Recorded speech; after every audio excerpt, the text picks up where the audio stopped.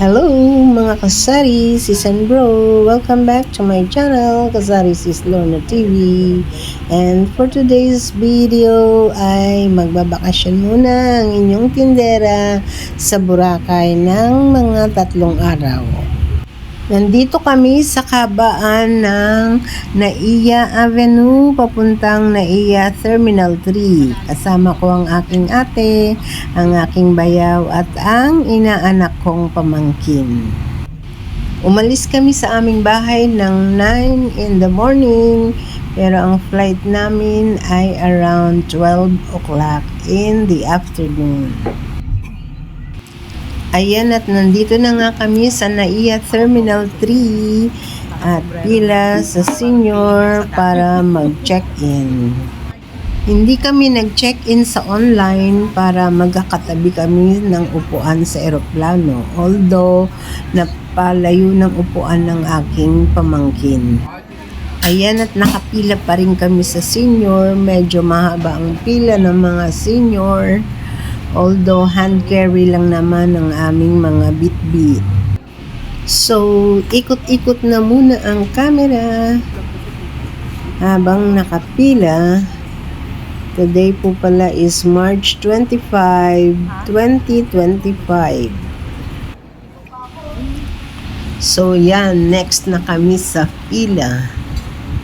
And papunta na kami sa aming boarding gate.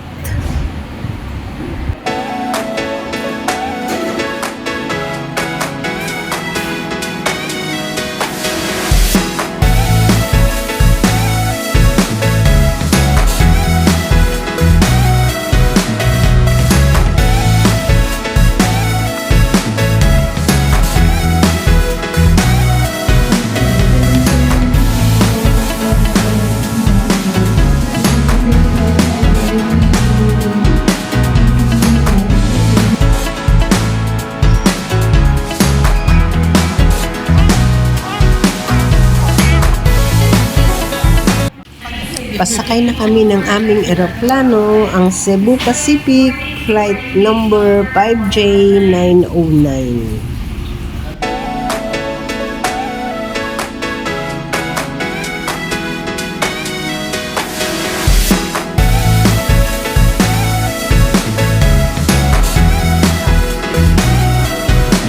At dahil mga senior na, ayan, at nakasama kami sa mga nauuna ng sumakay.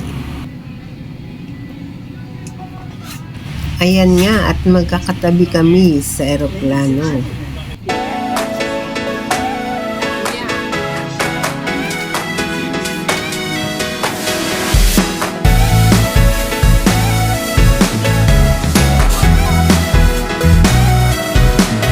Yung ibang pasahero ay nagsisisakay pa lang.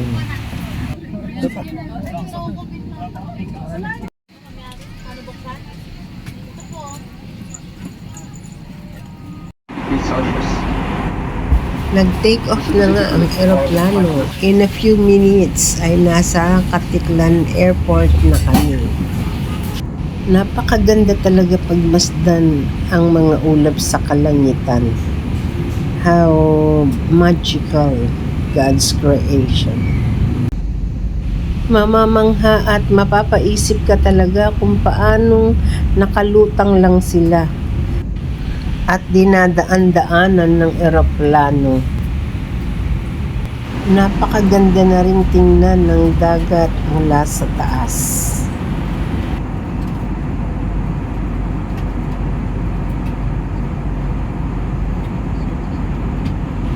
At naglanding na nga ang aming eroplano sa Katiklan Airport. And then, sakay naman kami ng shuttle bus papuntang airport terminal.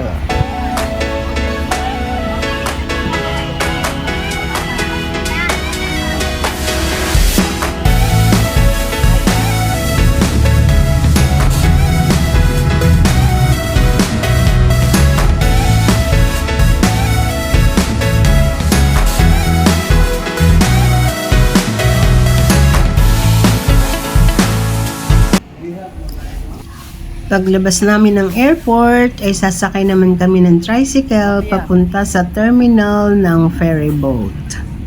Habang nasa tricycle ay ramdam mo na ang malamig na simoy ng hangin at ang ganda ng malawak na Boracay Island. Ayan, at bumili na nga kami ng ticket pasakay ng ferry boat.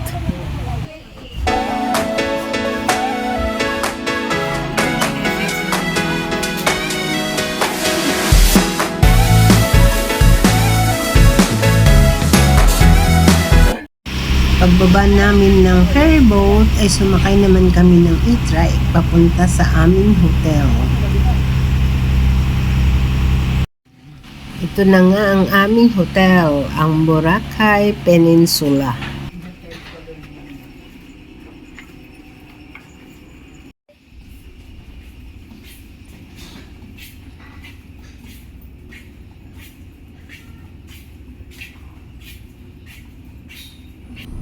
Ito ang aming room. Merong 3 bed na okay naman para sa aming 4. Pagkalapag lang ng aming mga gamit ay balik na uli kami sa labas para magtanaw-tanaw na sa island ng Boracay. Araw-araw kasi sir, binabago namin yung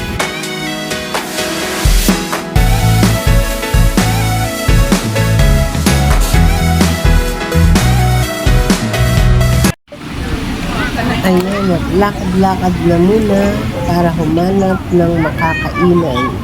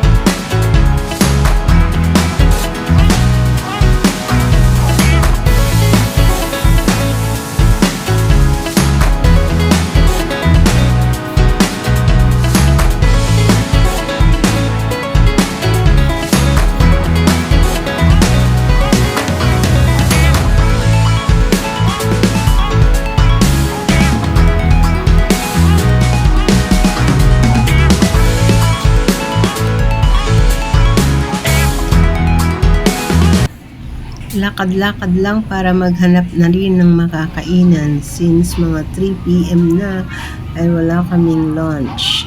Pero kumain naman kami bago kami sumakay ng eroplano.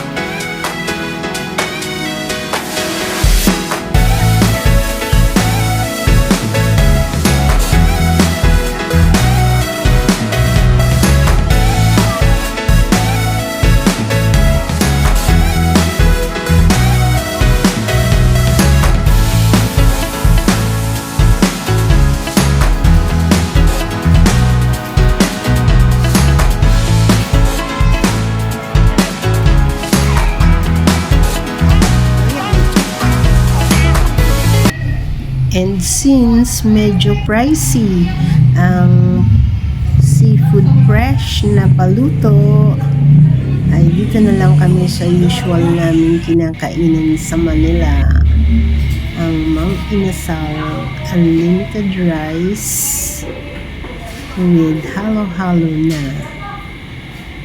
So, Mang Inasal, bigyan naman.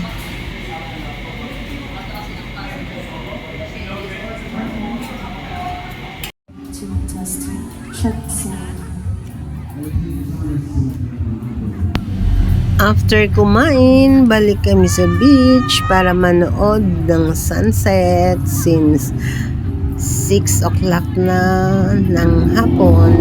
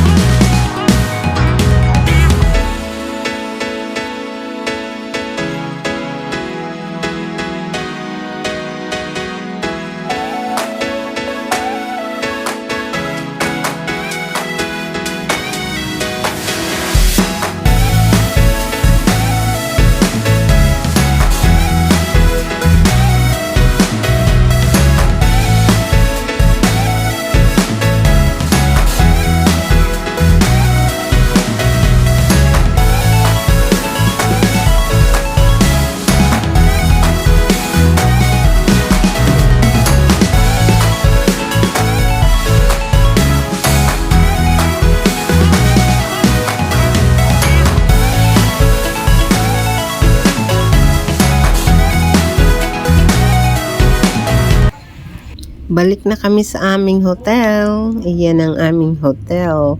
May swimming pool sa labas. At dahil napagod kami sa kalalakad at kagagala, ay pahinga na muna at matulog na muna.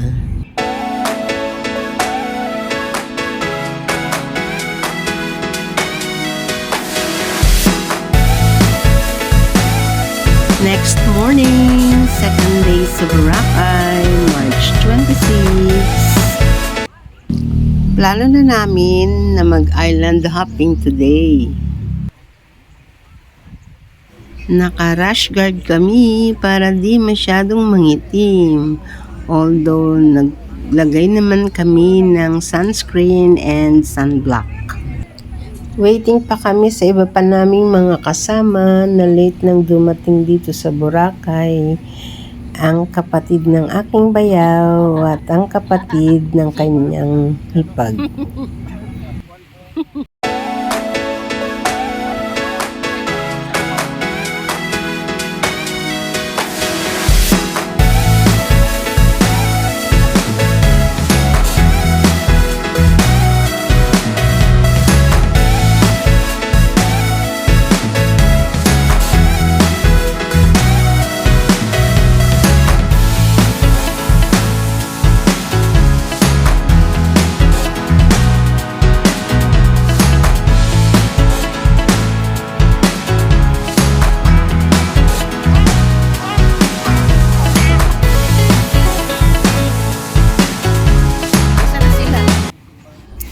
Stop by kami dito sa Jollibee naman para mag-almusal.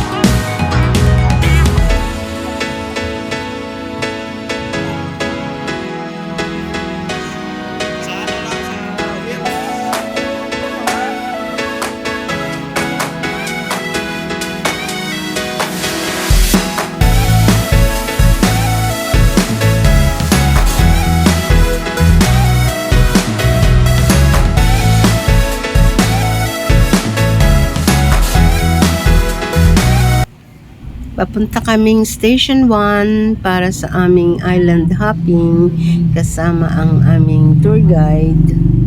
At ang aming hotel ay nasa Station 2.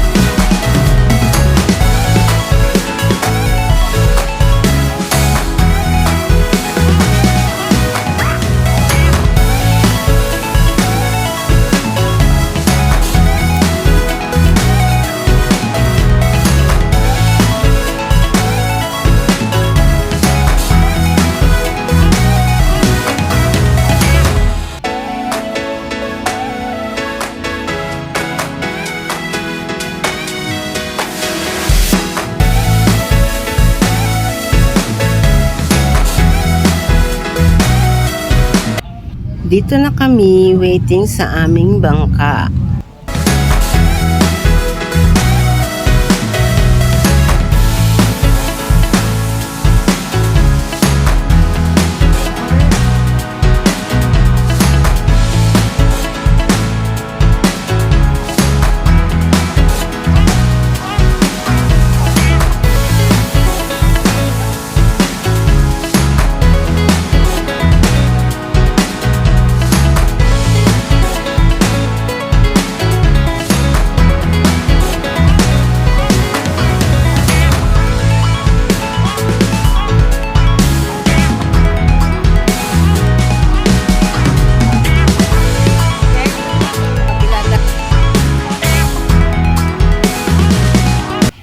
Ayan na nga at pasakay na kami sa aming bangka. First destination is Puka Beach.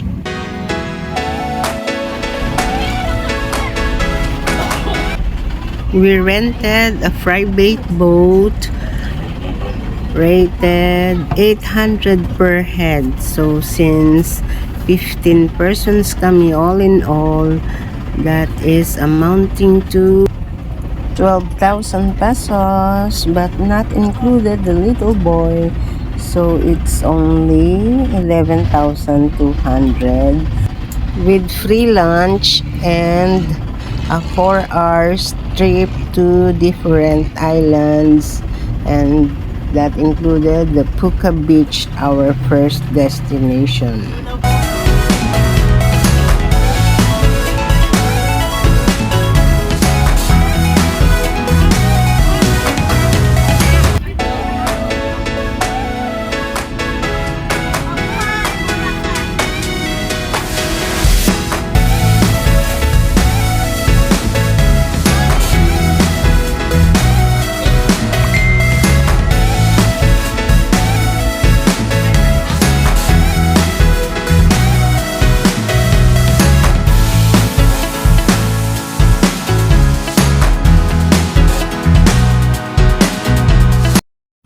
Ayan guys, at nag-try ako ng crystal kayak kasi mas maganda ang mga tanawin dito sa Puka Beach, and may pamangkin also. And picture din dito sa Sand Castle. Dito na kami sa aming unlimited lunch. Masasarap din ang mga food nila. So, pwede kang bumalik-balik. Huwag ka lang magbalot-balot. So, hanggang dito na muna mga kasari, sis and bro. See you sa next part ng aking Boracay vacation. Thank you so much for watching. Sa mga hindi pa po nakapag-subscribe sa aking channel, please do subscribe, Kasari Sis Lorna TV, and hit the notification bell para updated kayo sa mga darating ko pang mga videos. Thank you so much. God bless us all, everyone.